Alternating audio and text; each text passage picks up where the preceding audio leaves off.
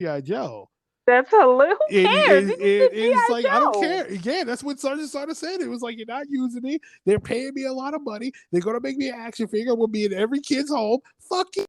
Once he got cut Look at off. that. Yeah. Yes, All indeed. right. So what's the last part that you heard? Sergeant Slaughter Okay, Sergeant Slaughter. getting So threatened to lose his wrestling contract if he continued on with GI Joe. okay, so all right. So Sergeant Slaughter, yeah, he ended up getting his job back after the G.I. Joe ran its course. So Sergeant Slaughter is standing at ringside with Vince. Nevertheless, the match continued as planned. Michaels pushed Hebner in front of him as Hart jumped from over the turnbuckle, sending all three men to the canvas. Michaels and Hart got up, but Michaels performed an eye rake on Hart's eyes, sending Hart back to the mat. Michaels then proceeded to grab Hart's leg to execute the sharpshooter. At this point, the match director was heard shouting instructions into his headset for Hebner to get up, but Hart did not notice anything amiss. Mike Chioda, the referee that was supposed to run in after Hebner, went down, began yelling back that Hebner was not supposed to be up yet. Pat Patterson reacted in a similar way, and Owen Hart and Davey Boy Smith, who was waiting for the cues to run in, remained backstage in a state of confusion. Hart was then seen by many viewers as having Michaels, was seen by many viewers as having glanced at Hebner, but had put Hart in the sharpshooter, which some saw as proof that he was in on the scheme. Contrary Oh to my. the alleged plan, Michaels tightened the hold and refused to offer his own leg to Hart for the latter to break out of the hold. At that Oh God. moment, Hebner got to his feet, looked towards timekeeper Mark Yelton, and shouted, "Ring the bell." McMahon then elbowed Yelton hard and yelled, "Ring the fucking bell." Yelton rang the bell as Hart reached forward and grabbed Michael's legs, which broke the hold and caused Michael to fall. Michael's theme music then began playing as the ring announcer declared him the winner and the new WWF champion. Hebner had already exited the ring. It was already out of the arena. Oh boy. He got the fuck out of Dodge quickly. I think I From and the way you're describing it, I feel like I remember this. yeah, he what Hebner had said is that he said, "Ring the bell," got out of the ring. He told his brother, he has a twin brother, to have Hmm. his bags, take his bags out of the locker room, put it in his rental car, start his rental Ah, car by the yikes! exit, and be ready to go. So he ran out of the Yikes! arena, ran out of the ring, got out of the stage, He got like in his slid car. out of the ring, right? Like he Yeah, slid under. Yeah, okay. I yeah, cannot and believe this is got the hell out in of my there. head. It's been hiding in my head for 20 Yes. years. That's crazy. Yeah. Jim Ross can be heard on commentary asking, "What happened?" A moment later, he says Brett gave up at the sharpshooter. After an initial moment of shock, Hart got to his feet, approached the apron where McMahon was standing, and spat directly in his face. Oh, Michaels fleeing confusion. Michaels started acting like he was confused. Michaels was ordered by McMahon to pick up the damn belt and get the hell out of here. Michaels left the arena with Briscoe and Triple H, and the broadcast signal cut off immediately after Michaels exited, with the yikes. last shot being a tight close up of the Survivor Series logo above the entranceway. McMahon and most other WWE officials also quickly made their way backstage as the Angry Heart smashed cameras, monitors, and ringside equipment. Fans in I attendance, definitely remember this. fans in attendance also began to vent their fury at McMahon and WWE officials. A few even heaped garbage on them, and some who were close enough pushed Michaels as he hurried backstage.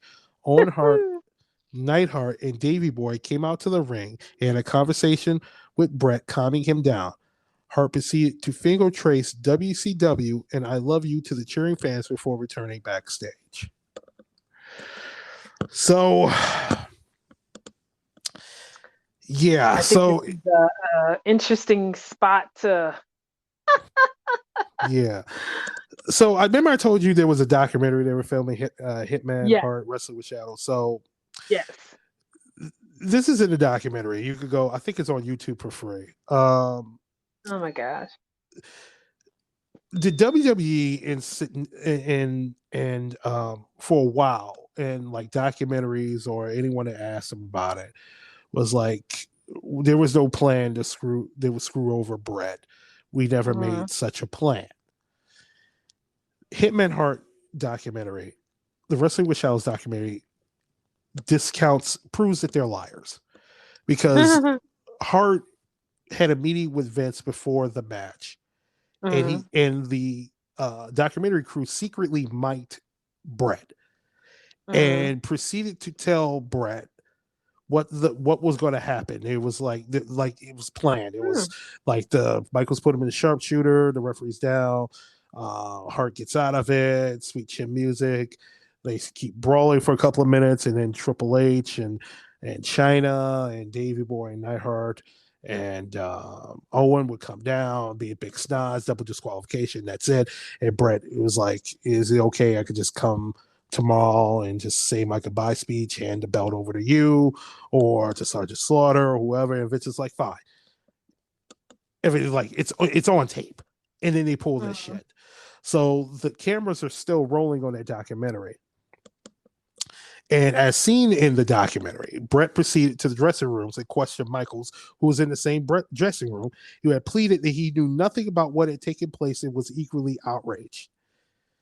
Vince McMahon locked himself in an office with Pat Patterson and other agents.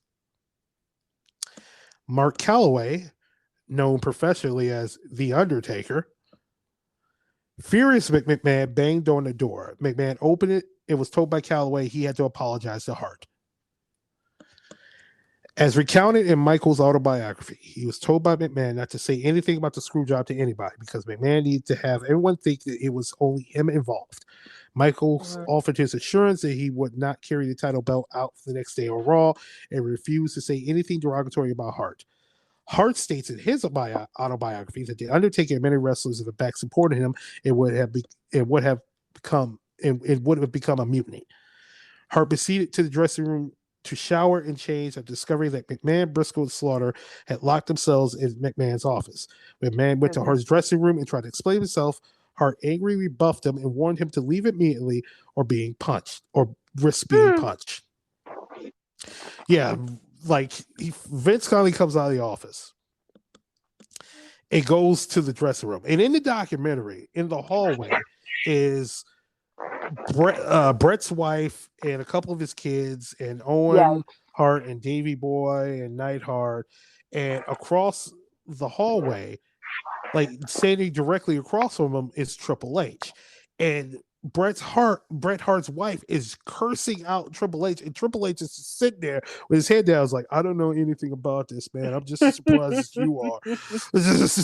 And she's just like, and Owen had to take her. It was like, and she's just fucking laying it. It was like, and God's gonna curse you one day, and all Triple H could do is just look down and shit. So finally, Vince comes into the locker room, and Bret is about to jump in the shower. It was like, look, I don't got nothing to say to you. Get the hell out. By the time I finish my shower and put my clothes on, your ass better be gone or I'm going to punch you in the face.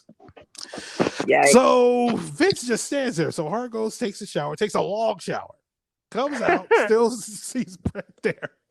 He dries off, puts his clothes on, puts his shoes on, ties every knot in his shoe. And Vince is just standing there. He's just standing there. So what had happened? Bret, being a man of his word, hit him. Punch Vince McMahon with one punch, dropping him to the floor. Throughout, Vince's son Shane McMahon and Briscoe struggled briefly with Hart and Davey Boy Smith. Hart told them to take McMahon and leave or risk similar consequences. Hart angrily asked McMahon as they were getting up and leaving if he was going to screw him on the pay he still owed, which a groggy McMahon replied, no. So his son Shane and Briscoe picks him up and they walk outside. And in the documentary, you see McMahon all groggy, covering side of his face and like, don't let them see this. Don't let the cameraman see this shit. And McMahon had a black eye and a sprained ankle, which, according to Bret Hart, was a result of his punch lifting Vince off the floor. And Vince sprained his ankle once he landed. Even It's a though lot. Vince and Gerald Briscoe stated that Briscoe accidentally stepped on Vince's foot when he tried to get back to his feet, immediately sprayed his ankle and sent him back to the floor, for which he suffered a concussion. Shut up. Shawn Michaels and Triple H were later confronted and assailed by angry fans outside the Molson Center in the lobby of their hotel. While Jim Neidhart, Davey Boy Smith, and Owen Hart had flown out of Montreal with Brett, McMahon faced a major revolt in the WWF locker room. Most wrestlers were outraged at him and threatened to boycott Raw or leave the company altogether.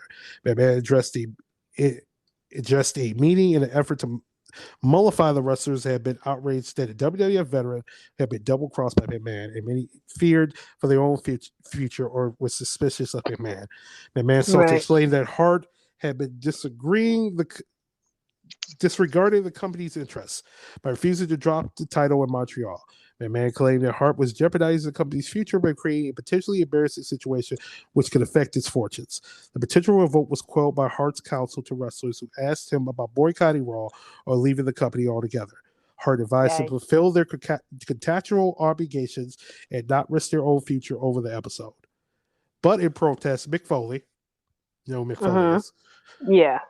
Best-selling author.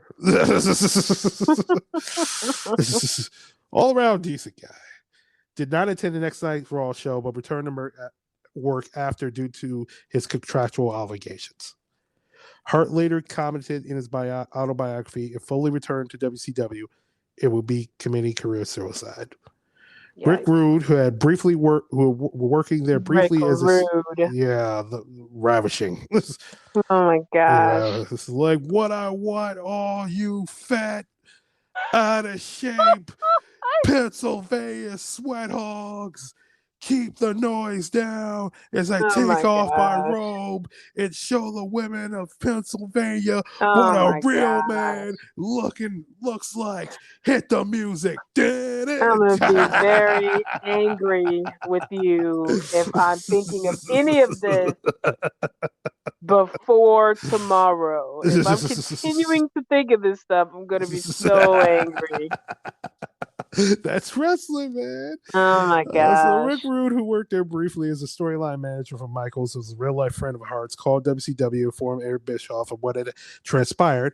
It also returned to WCW 2 days after the event in Montreal, mostly due to his disgust over the Hart's treatment.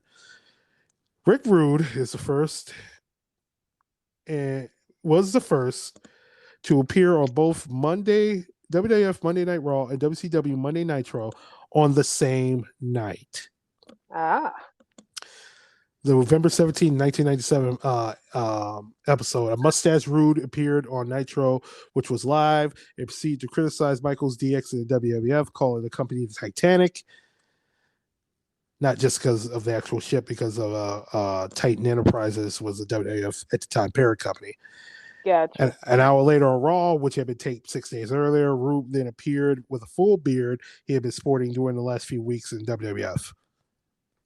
Of the Hart family, only Owen continued to work with the company, being unable to terminate his contract.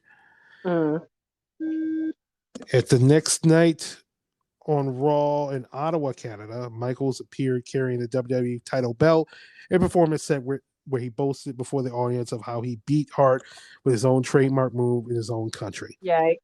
McMahon gave a televised interview to commentator Jim Ross, explaining his version of events and making the now infamous statement, Vince McMahon did not screw Bret Hart. I truly believe Bret Hart screwed Bret Hart. Wow. Michaels continued his mocking of Hart in the coming weeks to perform a sketch badgering a little person dressed up as Hart. Aww. That's true. And as McMahon expected, WCW did address Hart in the aftermath of the screw job on Nitro from the Mid-South Coliseum in Memphis this very same night. Mike Tenay and Tony Giovanni, the two commentators, strongly criticized McMahon and Michaels for their actions. The show started with Bischoff making reference to Hart's impending arrival to WCW and is punching McMahon in the face, and then he uses on-air persona as a mouthpiece for the New World Order to claim in kayfabe that Hart was coming to join the New World Order as soon as he could be signed to WCW. New World Order. And the New World Order members stood with the Canadian flag and